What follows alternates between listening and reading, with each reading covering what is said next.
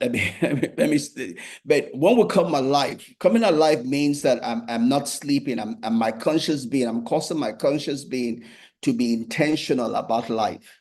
To be intentional about life. I know the things I expose myself to and the things I don't expose myself to.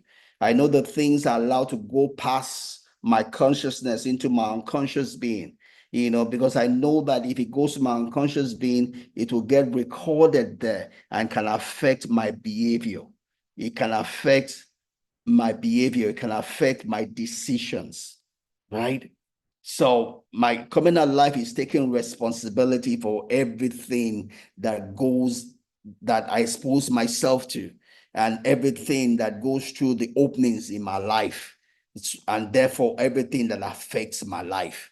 If I don't intentionally put the right covering upon myself, then I'm going to take all the garbage that is around. And there's so much garbage because the whole of life is done in such a way that someone wants to control you and they know how to control you.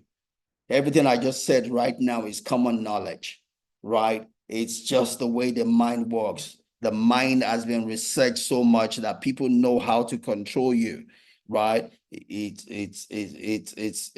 do it every day. It's called subliminal advertisement. They make you buy things you don't want to buy because once they can get you into your subconsciousness to like it, you will buy it because we are not rational beings, even though we think we are rational beings. We do things because we feel like doing it, not because we have a good reason for doing it. After we've decided to buy it, then we'll not give ourselves a good reason for doing that thing. But our feelings typically will come before our reasoning. And that feeling comes from your unconscious being. So if someone can put something in your unconscious being to make you feel like it, you will find a reason to justify it. Anyways, your faith is only as strong as the test you survive, and life is all about building strength, building strength. When we face life, we build new strength, right? When we face life, the decisions we make when we face life determines the person we become after that decision. You don't know who you are until you have faced life. You say you're not a thief. We don't know. The only time we know you're not a thief is when you've had an opportunity to steal money that is not yours, when you needed that money and you chose not to take that money, then we know you are not a thief. But if you have never been in a situation where you could take money that is not your own, we don't know if you're a thief or not, right? You become the person that passes the test of your life. You become the person that passes the test of your life. If you have not passed through the stream of life, then you have not become. The character you build is as a result of the decisions you make as you go through the stream of life. If you've ever seen a naked woman and had the opportunity to do something, you didn't do it, then we know that you're not a fornicator or an adulterer. But if you've never been in that situation, then we don't know. Because you become the person that makes that decision not to take the easy way, right? That's why life is suffering, because the suffering is the process of building strength, right? I did some power training this morning, right? So I built muscles as a result of that. I don't build that muscles not carrying those weight. The muscles I build is a function of the weight I carry and how often I do it, right? I have to go through the pain to become the person I want to be. The person that can sit down here and be confident with a white chest to talk to you. It helps to have this time with you with a white chest, not frail body. So I probably do some of that exercise for days also, because the frame of my body helps in my communication. Because what you receive also is a function of what you see. And in the hierarchy of communication, what you see is higher than what you hear, right? What you're seeing of me determines what you hear, not necessarily what you're hearing, right? What you see affects what you hear. What you see can change what you hear. So if I come here and I'm kind of sheepishly not confident of myself, the message will hit in a different way than it's hitting you with me standing here confident. There's all of that also affects comes from the way it affects your conscious being and your unconscious being, right? So that's what Jesus, people talked about Jesus and said, oh, he's not teaching like the Pharisees teach. He's teaching like someone that's confident, that knows what he's talking about. Oh, let's listen more to him. There's something special about him. See, what they saw affected what they heard. They heard the same thing from the Pharisees, but there's a difference in the way this one person is saying it from the way we've always heard. So we want to hear more,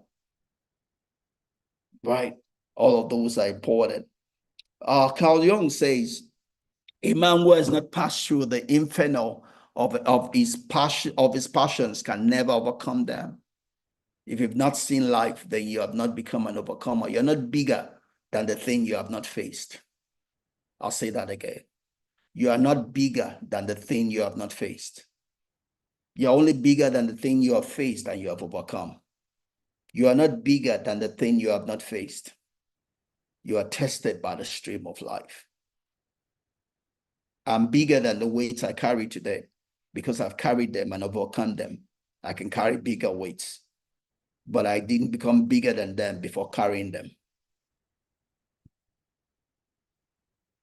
The land will grow by life, right? It's foolishness to hide away from life. Yes, as far as children are concerned, we need to be careful in the life we expose them to, but expose we must. But it must be in baby steps when we're there with them to give them guidance, right? It's that place where you change from parenting to mentoring. It's that transition from parenting to mentoring. You allow your children to make their own decisions. Albeit small decisions, they make them. Sometimes they miss it, sometimes they get it. But you have to be available and make them be able to easily come back to you to talk to you when they miss it.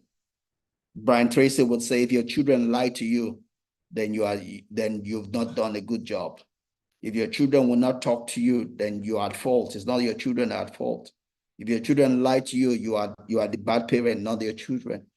Because they must be comfortable to come tell you the truth irrespective of what has happened in their life. You must make yourself in a place where your children can freely talk to you irrespective of the situation of their life. Because that's what parenting is all about. Parenting is not only for the good report, it's also for the bad reports. You should be able to give them guidance, to be able to tell them, oh, you missed it. All right, let's do some feedback. What could you have done differently? If this happened again, this. It's not about you. It's not how it makes you feel or not. It's about that child's future. It's about that child growing bigger than that mistake. It's about that child having roots and wings, roots and wings, roots and wings, roots and wings, right? But they have to go through life. And the earlier they make those mistakes while they're under you, the better for them.